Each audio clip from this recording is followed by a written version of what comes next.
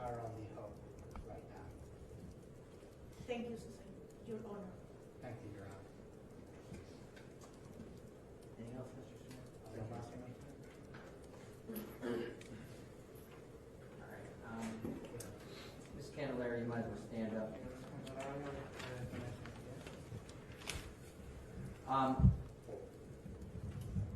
This court has to impose a sentence here today. And the first thing a judge has to do is look at the purposes and principles of sentencing. That is, the sentence must comply with these purposes and principles under our revised code 292911A. The overriding purposes is to punish the offender and protect the public from future crime by this offender and others, using the minimum sanctions that the court determines accomplishes this purpose without imposing an unnecessary burden on state or local government resources. I always have to consider the need for incapacitation, deterrence, rehabilitation, and restitution. The sentence should be commensurate with and not demeaning to the seriousness of the offender's conduct, its impact on the victims, and consistent with sentences for similar crimes by similar offenders. Ms. Candelario, I am not sentencing you today based on your race, your ethnicity, your gender, or your religion. Do you understand that? Yes.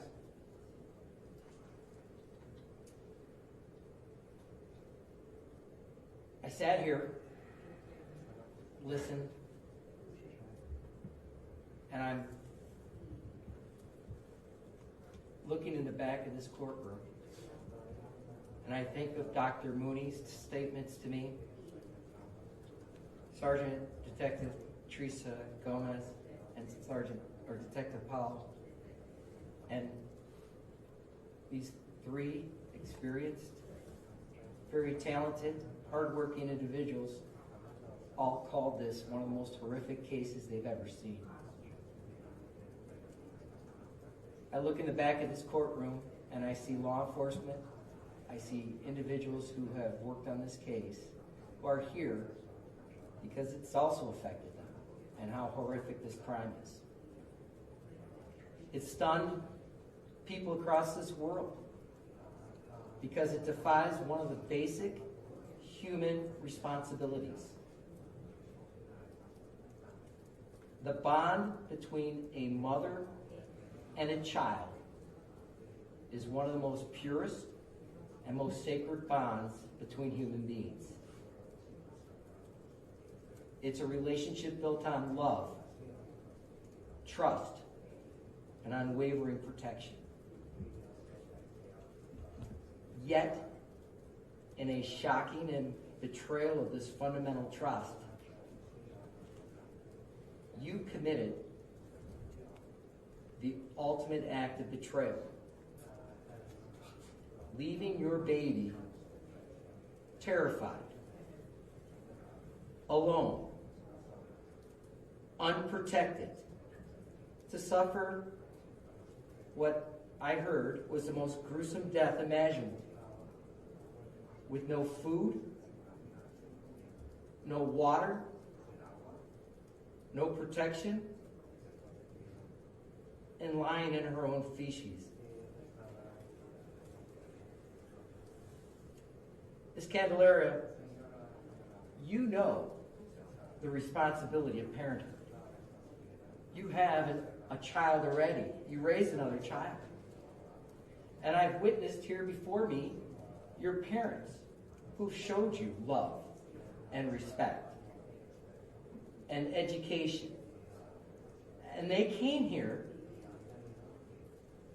to help you, to advocate for you. more than what you've done for your own child. The evidence that I've witnessed here before this court shows that this time you simply chose not to be here because you wanted to have fun. You decided you needed a vacation. And what followed was absolute depravity. You left your baby, Jailyn, trapped in a pack and play without food and water for 10 days. This wasn't simply an oversight. You could have saved Jailyn's life many times. You could have found someone to watch her while you were gone. You could have taken her with you. While you were in Detroit or Puerto Rico, you could have called someone in Cleveland and told them that Jailyn needed help. Dr. Mooney indicated that rigor mortis was found when they found her, which means she didn't die that long before you came home. Think about that. Despite all of her suffering, that little baby persevered, waiting for someone to save her. And you could have done that with a simple phone call. Instead, I see photos of you on a beach while your child was eating her own feces in an attempt to survive. Photos mean something. And I'm well aware of mental health, but didn't look like you were too concerned about your child.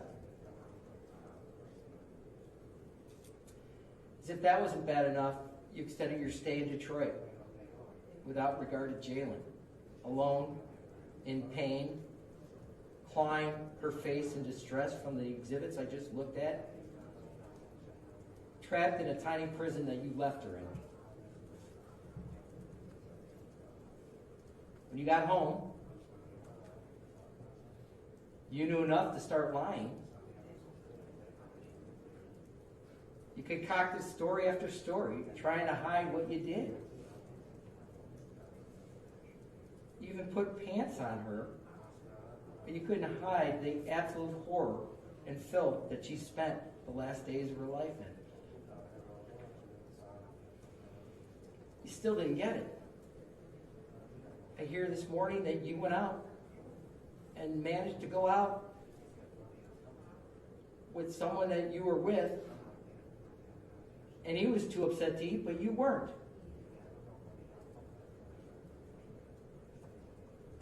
And then I hear that you're in jail and you're telling people, I can't wait to get home.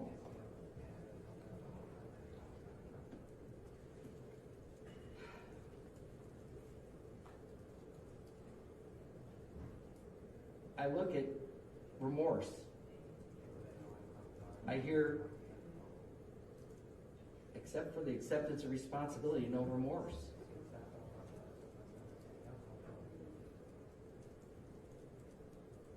As a court,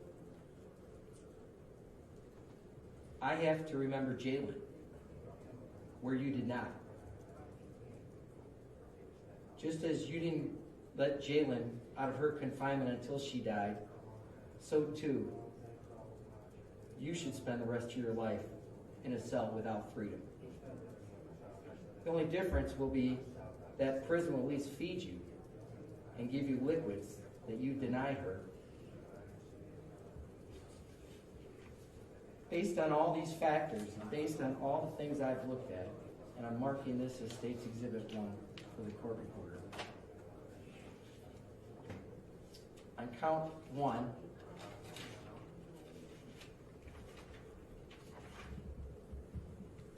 aggravated murder, I'm going to sentence you to life in prison without the possibility of parole.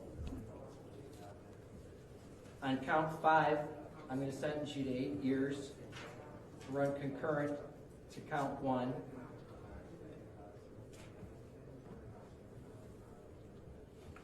I'm going to tell you